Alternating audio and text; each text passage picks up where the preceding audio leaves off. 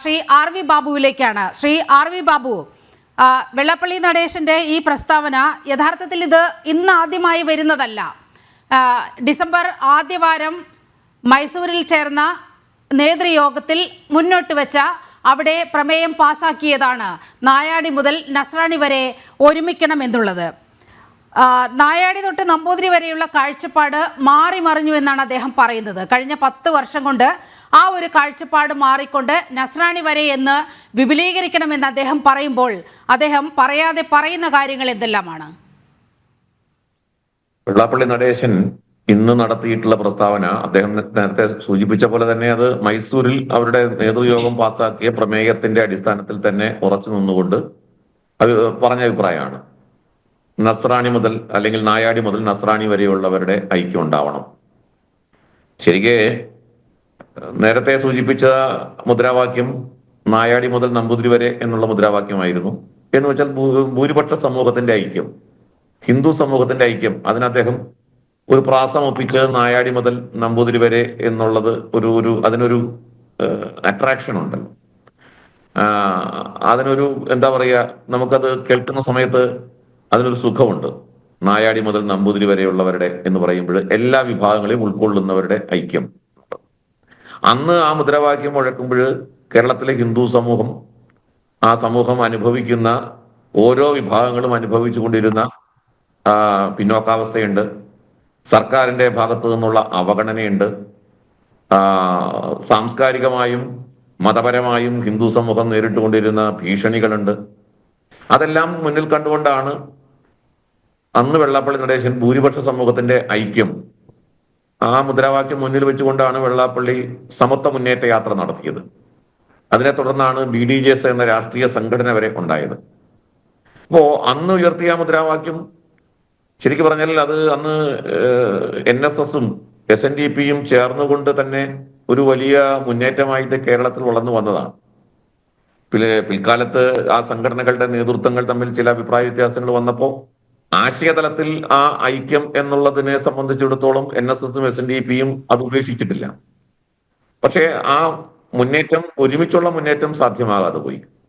പക്ഷെ ആശയതലത്തിൽ ഹിന്ദു ഐക്യം എന്നുള്ളത് ഈ രണ്ട് സംഘടനകളും കേരളത്തിലെ മിക്കവാറും എല്ലാ ഹിന്ദു സംഘടനകളും വെച്ചു പുലർത്തുന്ന ഒരു ആശയമാണ്. അപ്പോ അത് എന്തുകൊണ്ട് അന്ന് അങ്ങനെ ഒരു മുദ്രാവാക്യം വെച്ചു എന്ന് വെച്ചാൽ ഹിന്ദു സമൂഹമായിരുന്നു കേരളത്തിൽ സംഘടിതമായിട്ടുള്ള മറ്റ് മതസമൂഹങ്ങളെ അപേക്ഷിച്ച് പിന്നോക്കാവസ്ഥയിൽ. അത് അന്നത്തെ ഭരണാധികാരികൾ തന്നെ വ്യക്തമാക്കിയതാണ്. ആന്റണി പറഞ്ഞു, AK ആന്റണി അന്ന് പറഞ്ഞിരുന്നു, ഈ ഭൂരിപക്ഷ സമൂഹം അവര് ഭൂരിപക്ഷത്തിനില്ലാത്ത അവകാശങ്ങൾ സംഘടിത ശക്തി ഉപയോഗിച്ച്, സമ്മർദ്ദ ശക്തി ഉപയോഗിച്ച് ന്യൂനപക്ഷങ്ങൾ വാങ്ങിക്കൂട്ടുകയാണ് കേരളത്തിൽ എന്ന് പറഞ്ഞത് AK ആന്റണിയാണ്. അപ്പോ അങ്ങനെയുള്ള സാഹചര്യം കേരളത്തിൽ ഉണ്ടായിരുന്നു. സുകുമാരൻ നായർ അന്ന് പറഞ്ഞിരുന്നല്ലോ, ഉമ്മൻചാണ്ടി ഭരിക്കുന്ന സമയത്ത് 3 കൂമാരാണ് കേരളം ഭരിക്കുന്നത്, കുഞ്ഞാലിക്കുട്ടി, കുഞ്ഞുമാണി, അതേപോലെ കുഞ്ഞുകുഞ്ഞ്. അപ്പോ അത് പറയാനുള്ള സാഹചര്യം കേരളത്തിൽ ഈ മതരാഷ്ട്രീയ ശക്തികൾ സമ്മർദ്ദ ശക്തി ഉപയോഗിച്ച് അവകാശങ്ങൾ കൈപ്പറ്റുന്നു, ഭൂരിപക്ഷ സമൂഹം അവഗണിക്കപ്പെടുന്നു. പക്ഷെ കാലം മാറി പിന്നെയും മുന്നോട്ട് പോയല്ലോ. ഇപ്പോഴത്തെ സാഹചര്യത്തിൽ വന്ന സമയത്ത് ആ വിഭാഗത്തിൽ ക്രൈസ്തവർ കൂടി പെടുന്നു എന്നുള്ളതാണ് പൊതുവെ വിലയിരുത്തപ്പെടുന്നത്. കേരളത്തിലെ ക്രൈസ്തവരും ഇപ്പോ ഈ ന്യൂനപക്ഷ സമൂഹത്തിൽ നിന്നും പുറന്തള്ളപ്പെട്ടു. കേരളത്തിൽ ന്യൂനപക്ഷം എന്ന് പറഞ്ഞാൽ ഒരു സമൂഹം മാത്രമായിട്ട് മാറി. ഒരു സമുദായം മാത്രമാണ് കേരളത്തിലെ ന്യൂനപക്ഷം, അത് മുസ്ലിം സമുദായമാണ്. ഈ ഒരു ഇക്വേഷനിലേക്ക് കേരളത്തിലെ സാമൂഹ്യ സാഹചര്യം മാറി. അപ്പൊ മുസ്ലിം സമുദായത്തിന് താല്പര്യപ്പെടുന്നത് എന്തോ അതാണ് ന്യൂനപക്ഷ താല്പര്യം. മറ്റ് സമുദായങ്ങളുടെ താല്പര്യം ന്യൂനപക്ഷ താല്പര്യം ആണ് എന്ന് പരിഗണിക്കുന്നേയില്ല. അപ്പോ അത് കേരളത്തിന്റെ സാമൂഹ്യ സാഹചര്യങ്ങൾ ഒട്ടാകെ മാറ്റിമറിച്ചു. കേരളത്തിൽ അതുകൊണ്ട് തന്നെ ഭൂരിപക്ഷ സമൂഹത്തോടൊപ്പം തന്നെ ചേർക്കാവുന്ന ഒരു ശക്തിയായിട്ട് ന്യൂനപക്ഷ വിഭാഗത്തിലെ ക്രൈസ്തവരെ കൂടി ഉൾപ്പെടുത്തേണ്ട സാഹചര്യം ഇന്നത്തെ കേരളത്തിലുണ്ട് എന്ന് ആനുകാലികമായ നിരവധി സംഭവങ്ങളെ മുൻനിർത്തിക്കൊണ്ട് നമുക്ക് ചിന്തിക്കാൻ പറ്റും. ഇപ്പൊ ഏറ്റവും ഒടുവിലത്തെ വഖഫ് വിഷയം തന്നെ എടുത്താൽ മതി. വഖഫ് വിഷയത്തിൽ ഇരകളാക്കപ്പെടുന്നത് ക്രൈസ്തവരാണ്.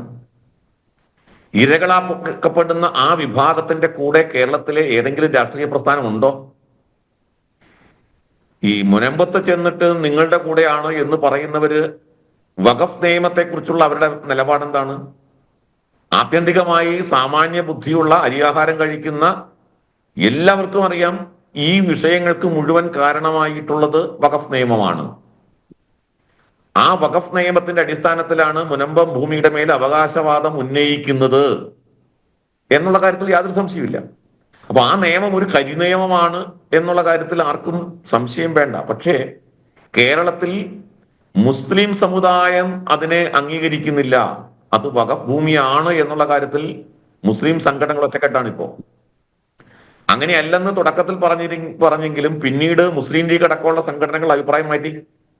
അതോടെ ഈ മുന്നണികൾ കോൺഗ്രസ് ആകട്ടെ കമ്മ്യൂണിസ്റ്റ് പാർട്ടി ആകട്ടെ മുസ്ലിം ലീഗിന്റെ അടക്കമുള്ള മുസ്ലിം സമുദായത്തിന്റെ അഭിപ്രായം മാറിയപ്പോൾ കോൺഗ്രസിന് ഇപ്പോ അഭിപ്രായം പരസ്യമായി പറയാൻ ഭയമാണ്.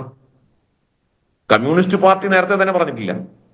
അപ്പോ ഇസ്ലാമിക താല്പര്യം മാത്രം പരിഗണിക്കപ്പെടുന്ന ഒരു രീതിയിലേക്ക് കേരളത്തിന്റെ രാഷ്ട്രീയ സാഹചര്യം മാറി എന്ന് വെച്ചാൽ കേരളം സമ്പൂർണമായി ഒരു ഇസ്ലാമൈസേഷൻ എന്നുള്ള രാഷ്ട്രീയമായിട്ടും സാമൂഹ്യമായിട്ടും ഒക്കെ ഇസ്ലാമൈസേഷന് കീഴ്പ്പെടുന്ന സാഹചര്യത്തിലേക്ക് മാറിക്കൊണ്ടിരിക്കുന്നു. ഇവിടെ അപ്പോൾ ക്രൈസ്തവരും ഒറ്റപ്പെടുന്ന സാഹചര്യമാണ്. അപ്പോൾ ക്രൈസ്തവരും ഹിന്ദുക്കളും ഒരേപോലെ തന്നെ നീതി നിഷേധിക്കപ്പെടുന്ന ഒരു ജനവിഭാഗമായിട്ട് കേരളത്തിൽ മാറുന്നു. അതിന് ഉത്തരവാദികൾ കേരളം ഭരിക്കുന്നവരാണ്, കേരളത്തിലെ പ്രതിപക്ഷ രാഷ്ട്രീയ പ്രസ്ഥാനങ്ങളാണ്. അപ്പൊ അങ്ങനെ ഒരു സാഹചര്യം ഇപ്പൊ കേരളത്തിലുള്ളത് കൊണ്ട് വെള്ളാപ്പള്ളി നടേശൻ ഉയർത്തിക്കൊണ്ടുവരുന്ന ഈ മുദ്രാവാക്യം തീർച്ചയായും പ്രസക്തമാണ്, ചർച്ച ചെയ്യപ്പെടേണ്ടതാണ്. ആ കാര്യത്തിൽ യാതൊരു സംശയവുമില്ല. യോജിക്കാവുന്ന മേഖലകൾ ഏതൊക്കെയുണ്ടോ അവിടെയൊക്കെ യോജിച്ചുകൊണ്ട് തങ്ങൾക്ക് നിഷേധിക്കപ്പെട്ട അവകാശങ്ങൾ വാങ്ങാൻ, തങ്ങൾക്ക് അവകാശപ്പെട്ടത് നിഷേധിക്കപ്പെടുന്നതിനെതിരായി പ്രതികരിക്കാൻ അത്തരത്തിലുള്ള ഒരു കൂട്ടായ്മ കേരളത്തിൽ രൂപപ്പെടും. അത് കാലത്തിന്റെ ആവശ്യമാണ്. അതിന് ആര് നിഷേധിച്ചാലും ആർക്ക് ഇഷ്ടപ്പെട്ടാലും ഇല്ലെങ്കിലും കാലം അതിന് തക്ക രീതിയിലുള്ള സാഹചര്യം ഒരുക്കും.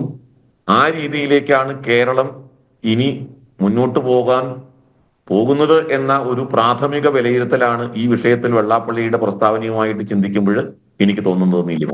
ഓക്കെ.